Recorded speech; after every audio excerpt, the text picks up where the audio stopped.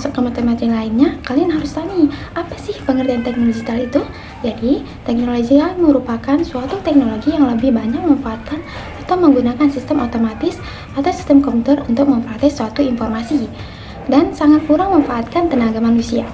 Di era teknologi digital sekarang ini ditandai dengan adanya penggunaan media yang kebanyakan atau bahkan hampir semua memanfaatkan kode digital tertentu. Contoh dari teknologi digital yang ada pada saat ini yaitu smartphone, tablet, smart TV, laptop, dan masih banyak lainnya. Teknologi Industri 5.0. Era 5.0 atau Society 5.0 adalah konsep yang dikembangkan oleh pemerintah Jepang yang menggambarkan visi masyarakat masa depan yang didukung oleh teknologi canggih untuk meningkatkan kesejahteraan manusia. Berikut ini adalah beberapa contoh inovasi dalam pemasaran digital di era Industri 5.0, yaitu A. Next Stage, B. Digital Lifestyle, C. Digital Savvy Generation, D. Big Data dan Analysis, E. Cloud Hosting, F. Game Developer, dan G. Artificial Intelligence atau AI. Secara keseluruhan, di era 5.0 sendiri ini menawarkan visi masa depan di mana teknologi canggih digunakan secara bijak untuk mendukung kesejahteraan manusia dan juga untuk menciptakan masyarakat yang lebih adil dan sejahtera. Dengan pendekatan ini memerlukan pemahaman mendalam tentang bagaimana teknologi dapat diintegrasikan ke dalam kehidupan sehari-hari dan juga bagaimana kebijakan serta praktik terbaik dapat dikembangkan untuk memaksimalkan manfaat sosial dari teknologi digital. Baik, di sini saya akan menjelaskan peran pemerintah dalam teknologi digital. Teknologi digital telah menjadi bagian integral dari kehidupan sehari-hari. Pemerintah memiliki peran penting dalam mengembangkan dan mengatur teknologi digital untuk meningkatkan kualitas hidup masyarakat dan meningkatkan efisiensi.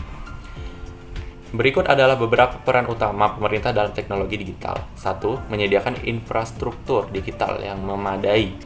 2. Pembentukan regulasi dan kebijakan yang mendukung. 3. Peningkatan keamanan cyber dan perlindungan data. 4. Mengembangkan sumber daya manusia atau SDM digital. 5. Mendorong inovasi dan ekosistem startup. 6. Digitalisasi sektor publik dan pelayanan masyarakat. Baik, berikutnya ada kesiapan digital. Ini mencakup infrastruktur dasar, keterampilan, alat, dan pola pikir yang diperlukan untuk transformasi digital dan untuk memanfaatkan kemajuan digital untuk pertumbuhan dan kemajuan. Kesiapan digital bukan hanya tentang akses ke teknologi, tetapi juga tentang kemampuan untuk menggunakan secara efektif dan efisien. Kesiapan digital terdiri dari beberapa komponen utama yang saling terkait, di antaranya 1. Infrastruktur digital, 2. Keterampilan digital, 3. Aksesibilitas dan keterjangkauan, 4. Kebijakan dan regulasi yang mendukung, 5. Pemanfaatan adopsi digital, 6. Kepercayaan dan keamanan digital. Baik, materi berikutnya akan dijelaskan oleh teman saya. Baiklah, saya di sini akan menjelaskan kontribusi teknologi terhadap teknologi digital. Teknologi digital telah memberikan kontribusi signifikan dalam berbagai aspek kehidupan, yaitu peran teknologi dalam meningkatkan kualitas pembelajaran di era digital.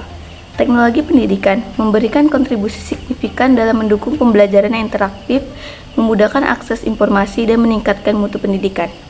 Namun, penerapan teknologi masih menghadapi berbagai tantangan seperti keterbatasan infrastruktur, biaya yang tinggi, dan kurangnya keterampilan guru dalam menggunakan teknologi secara optimal. Untuk mengatasi kendala tersebut, diperlukan upaya seperti memastikan akses teknologi yang memadai, meningkatkan kompetensi guru, dan menyusun kebijakan yang mendukung pemanfaatan teknologi di sektor pendidikan.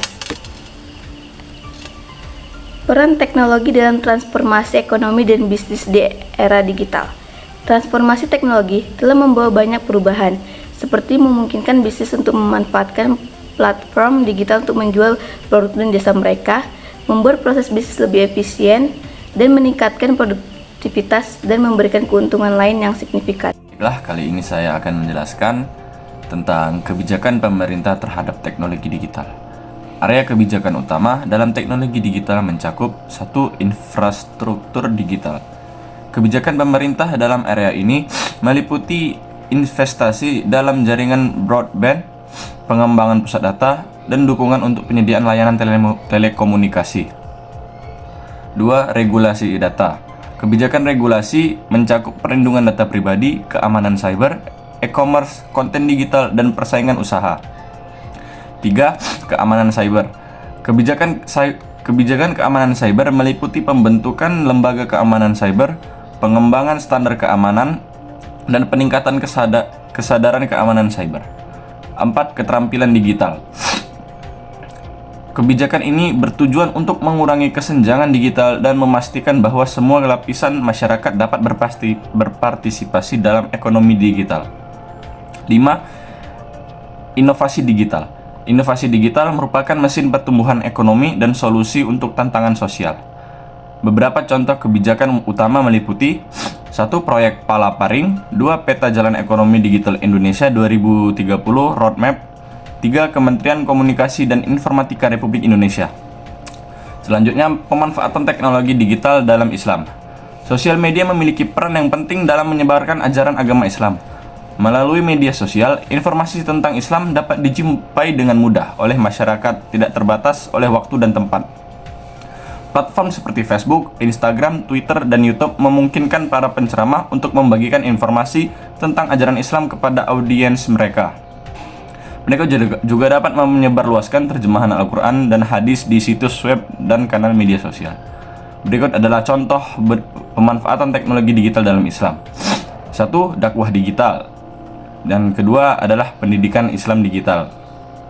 Kesimpulannya, perkembangan teknologi informasi di dunia meningkat sangat pesat dengan berbagai alat dan teknologi baru yang terus ditemukan semakin meningkatkan efektivitas dan efisiensi kegiatan manusia. Dengan sebutan era digital, semua elemen kehidupan manusia telah menggunakan teknologi ini untuk menggantikan campur tangan manusia di dalam kegiatannya. Perubahan dari kegiatan manual ke sistem informasi atau disebut proses transformasi ini terus berlanjut dari masa ke masa. Sehingga nantinya semua kegiatan di sekitar manusia tidak dapat lepas dari teknologi informasi ini. Semua kegiatan dari bangun tidur sampai mau tidur kembali telah tergantikan oleh kegiatan digital. Di masa depan, manusia hanya tinggal menikmati semua hasil karya digital ini tanpa perlu bersusah payah untuk memikirkannya. Sekian dari saya, terima kasih.